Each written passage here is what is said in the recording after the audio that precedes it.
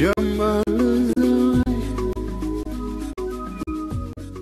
cinéma se fait une fenêtre dans le Dakar 2016.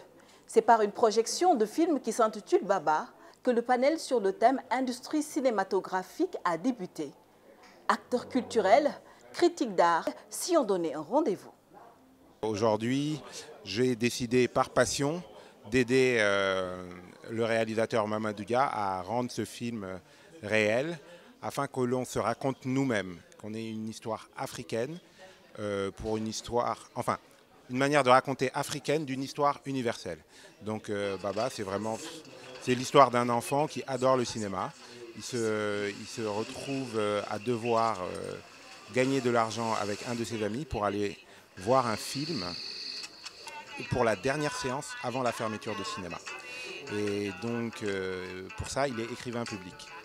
Voilà, donc il part à la poste, il part dans son quartier écrire des lettres pour les gens, pour gagner de l'argent. Et lorsqu'il réunit assez d'argent pour avoir les 2 billets, il arrive devant le cinéma et le prix a doublé.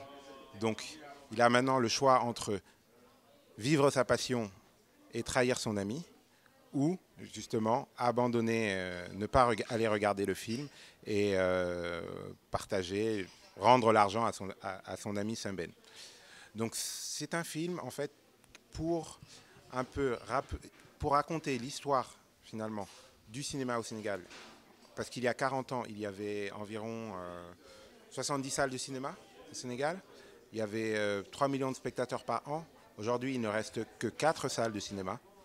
Bon, je ne pense pas qu'il y ait une industrie digne de son nom. Parce que toute une industrie, c'est vraiment un ensemble d'activités avec des relents économiques et commerciaux qui vont de la chaîne de la production à l'exploitation, distribution et surtout aux industries techniques, comme je le disais, aux infrastructures notamment.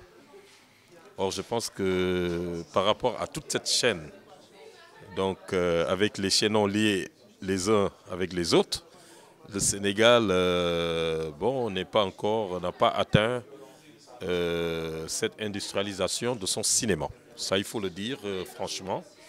Nous sommes en train de structurer tout cela. Et vous savez, une industrie, il n'y a pas que l'État. Il faut que le secteur privé, les organisations professionnelles, tout ça puisse être dans le même moule que l'État. Le FOPICA se porte assez bien parce que, en fait, nous avons eu la grandeur et l'humilité de faire notre introspection, une évaluation déjà avec l'ensemble des professionnels qui ont retenu, ça je me rappelle, lors de la session élargie d'évaluation, 49 griefs pour améliorer le pilotage, la gouvernance du FOPICA.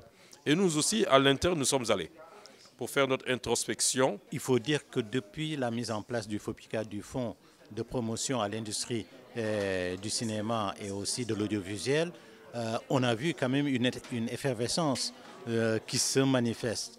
Et nous sommes réjouis de constater que Cheikh Anta, qui a été financé par le FOPICA, est le premier film qui est sorti avec le label FOPICA. Et c'est un documentaire qui, à bon augure, va effectivement faire son tour du monde, mais aussi doit être distribué aussi ici en salle, à la télévision. Il y a 31 projets qu'on avait financés et je crois que d'ici la fin de l'année, on verra surtout des courts-métrages qui vont sortir et en 2018, voir les longs-métrages. Donc on est dans une période d'effervescence et c'est fort heureusement.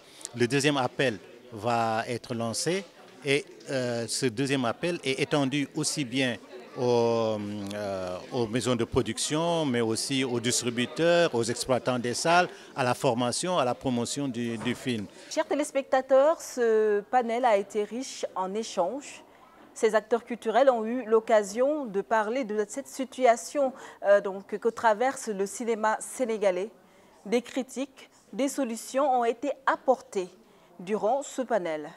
Nous vous donnons rendez-vous demain pour un autre numéro. Yunani